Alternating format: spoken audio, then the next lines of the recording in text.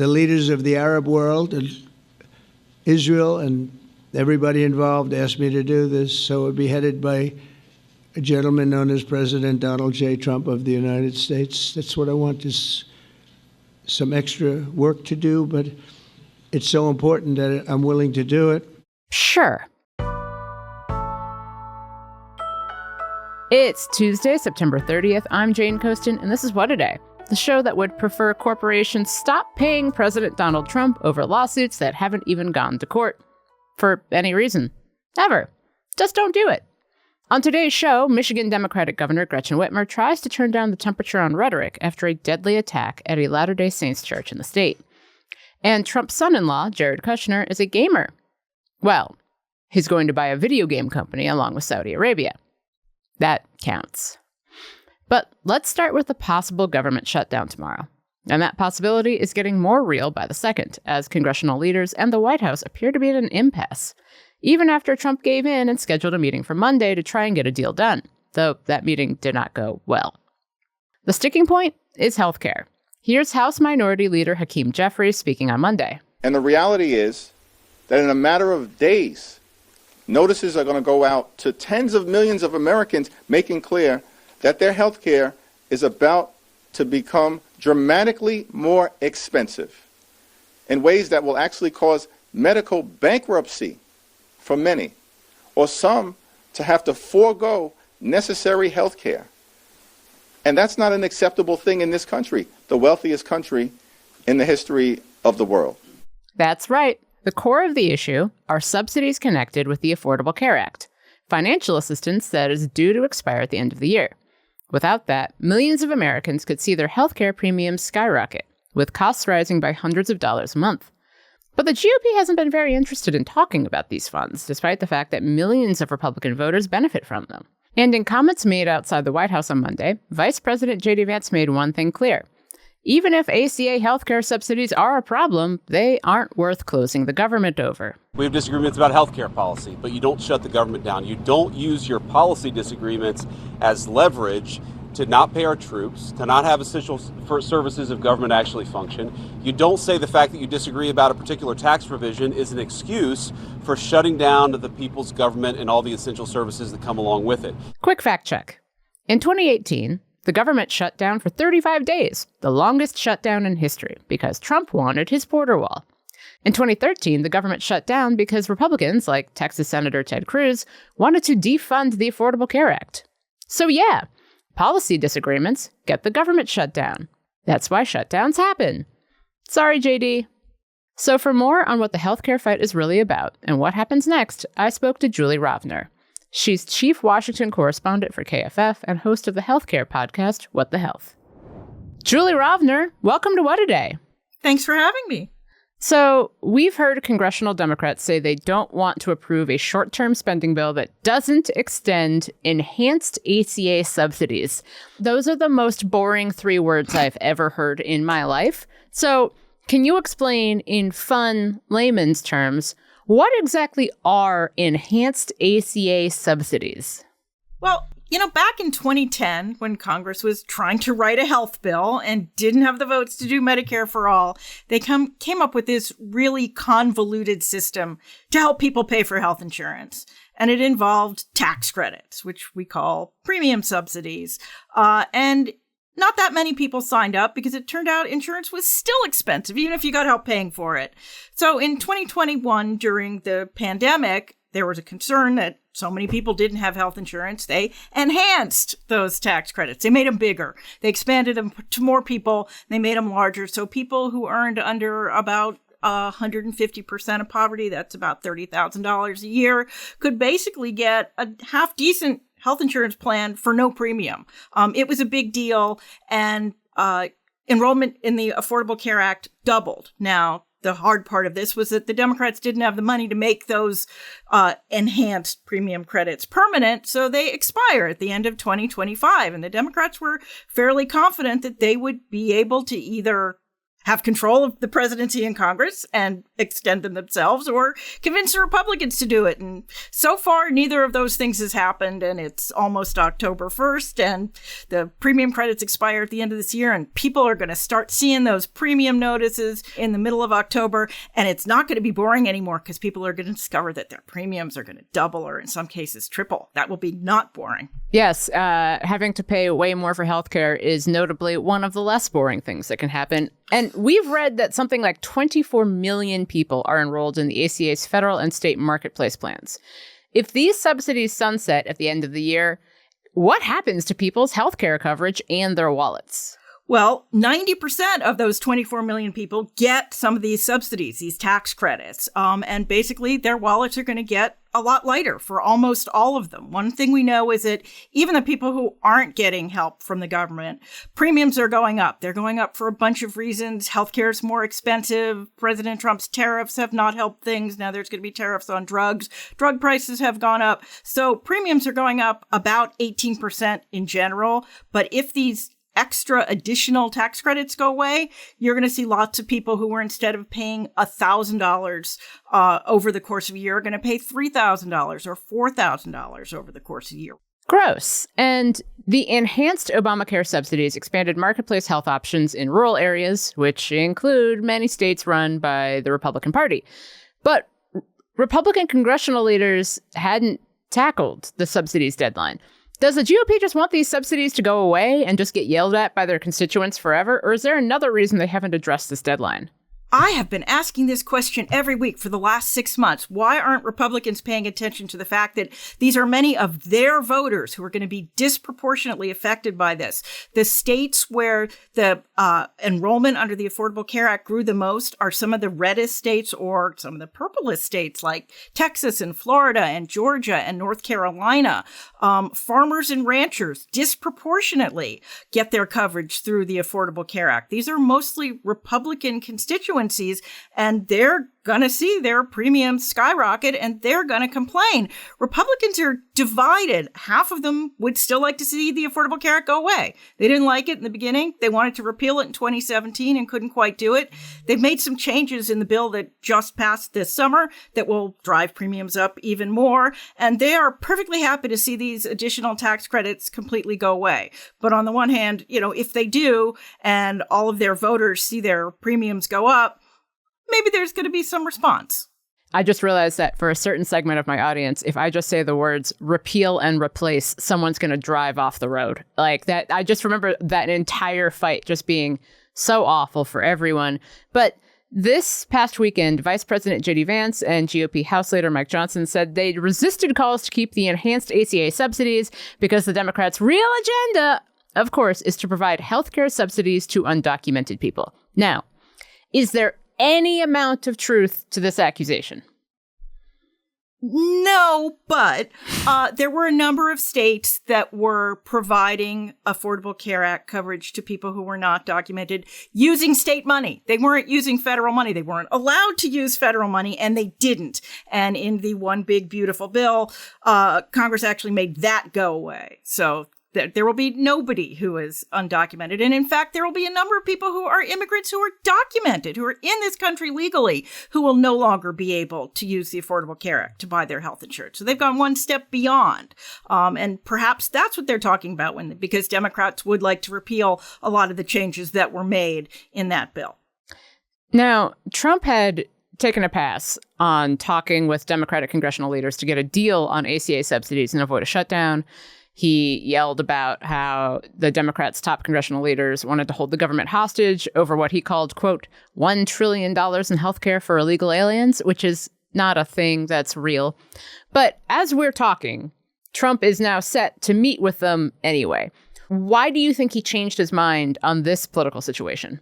Well, it was the Republicans in Congress who told him to cancel the meeting last week, said, don't bother to meet with the Democrats. He won't get anywhere. And he didn't.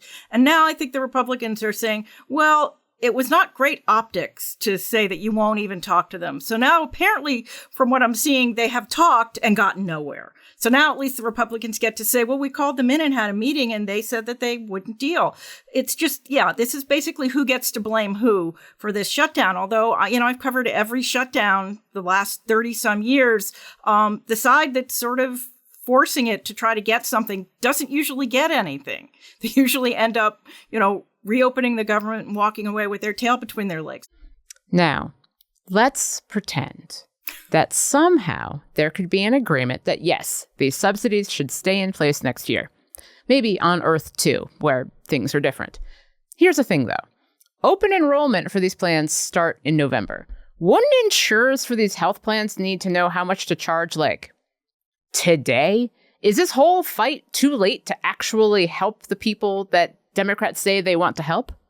Pretty much. There are a few more days, probably, maybe a week or two. A lot of insurers and a lot of states filed 2 different applications for what they were going to charge. One if the subsidies go away and one if they don't. So there will be an opportunity to change back. But by the middle of October, they're going to start sending out notices and people are going to start getting on the website and looking. It's called window shopping. And they're going to see those higher premiums. And a lot of them, even if they do in December decide, oh, no, we can't do this, we have to extend these subsidies. A lot of people will have gone to the website, seen what it might cost them and said, okay, no health insurance for me next year. So there's a big concern that, this gets rolling very soon. And they are very much running out of time to do anything about it. Let's look at another scenario that to me seems way more likely. Let's say there's no agreement to keep the federal government running. What typically happens to federal health programs during a shutdown? Well, this is where, you have the 30-second budget tutorial, which is we have mandatory programs and we have discretionary programs. Mandatory programs are Medicare and Medicaid. They're not actually affected because the reason the government is shutting down is that the annual appropriations are not done, and those only cover discretionary programs. Now, the trick is a lot of the people who run those mandatory programs are funded under the appropriations. So they either won't be able to work, they'll be furloughed, or if the head of OMB has its way, fired. But theoretically, if you're on one of these programs, your coverage won't stop. Other health programs will shut down. There are all kinds. There's pages and pages of contingency plans for who's required to work, who is not allowed to work. Nobody gets paid until the government is reopened again. Fun. Julie Rovner, thank you so much for joining me. Thank you. We're watching press freedom crumble in real time. Massive settlements over edited interviews, attacks on public media, the systematic targeting of independent journalism. This administration knows how to weaponize the media cycle to distract, deflect, and deceive, and it's fucking exhausting. That's why What A Day exists. We are a ruthlessly fact-checked, independent news source that cuts through the noise without pretending we don't have an opinion when something is bullshit. We bring you real context, honest perspectives, and stories from people at the center of it all, so you can stay informed without losing your mind. Subscribe to our channel, and if you're already a subscriber, thank you. What A Day is brought to you by bookshop.org. Whether you're searching for an incisive history that helps you make sense of this moment, a novel that sweeps you away, or the perfect gift for a loved one, bookshop.org has you covered.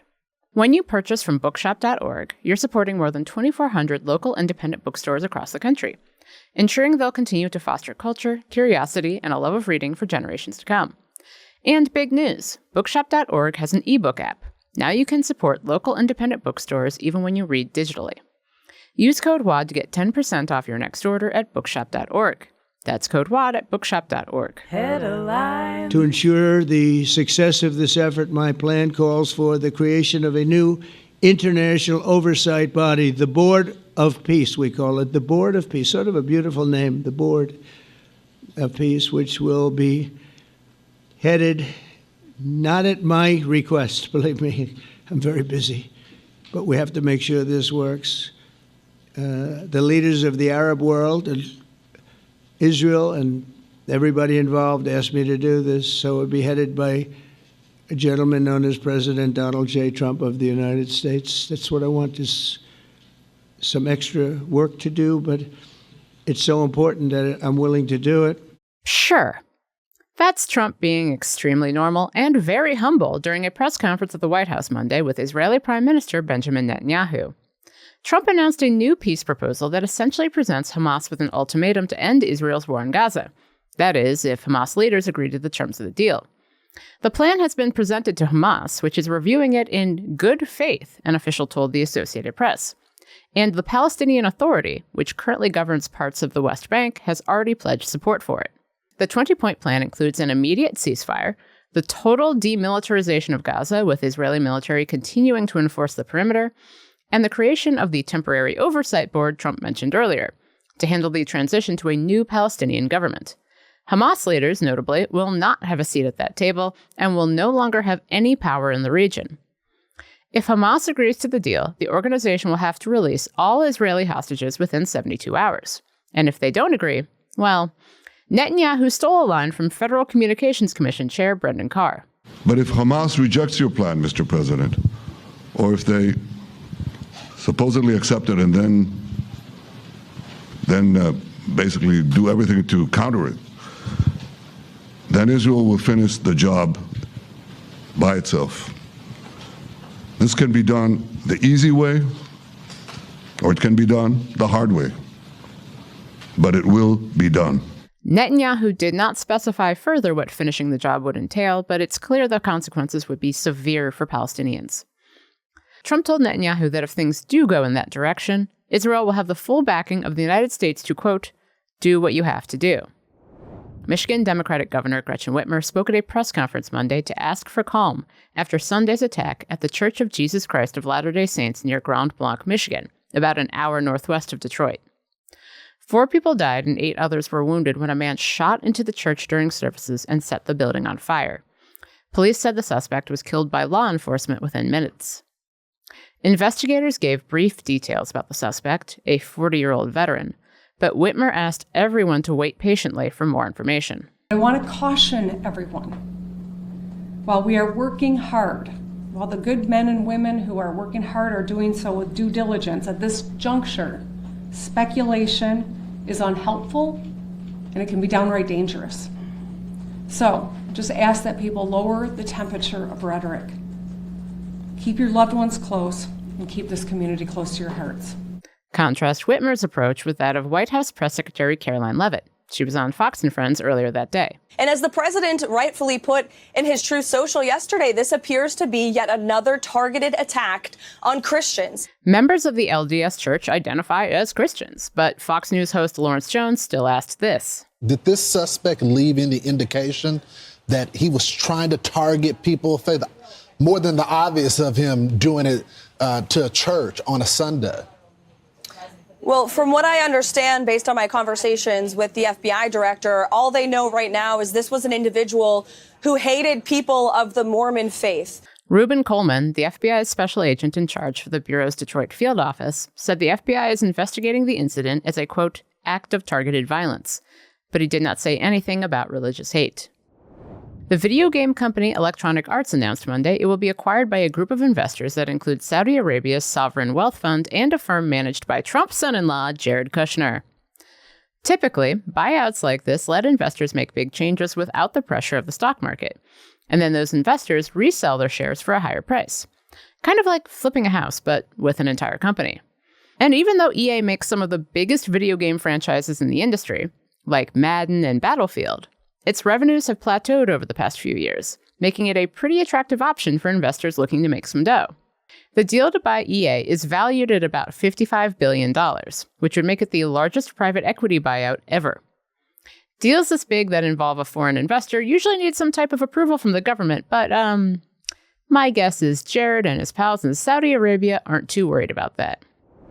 Well, there it is. It's official. Puerto Rico's finest, Bad Bunny, will be the Apple Music Super Bowl 60 halftime show in February on NBC and Peacock. Bad Bunny, he's a 3-time Grammy winner and the most streamed artist in the world. That's NBC sports broadcaster Maria Taylor at last weekend's Sunday night football game, just after a clip revealed that Latin superstar Bad Bunny will headline the 2026 Super Bowl halftime show.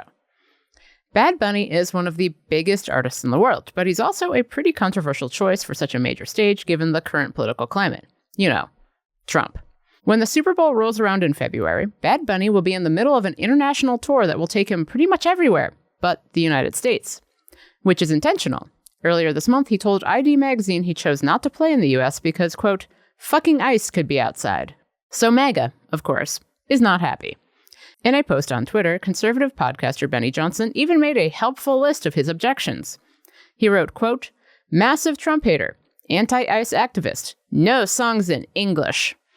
Sounds like a pretty stellar resume to me. At least Bad Bunny is happy. In an interview with Apple Music, he said he was at the gym when Jay-Z called and asked him to perform. He was so pumped after hanging up that he did 100 pull-ups. I would love if anything could get me to do 100 pull-ups, besides an act of God. And that's the news. That's all for today.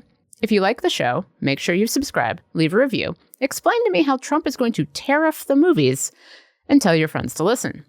And if you're into reading, and not just about how Trump announced on Truth Social over the weekend that he would be placing a 100% tariff on movies made outside of the United States but shown in the United States because, quote, our movie-making business has been stolen from the United States of America by other countries, just like stealing candy from a baby. And yes, I believe this does make the U.S. a baby. Like me, What A Day is also a nightly newsletter. Check it out and subscribe at crooked.com/subscribe. I'm Jane Coaston.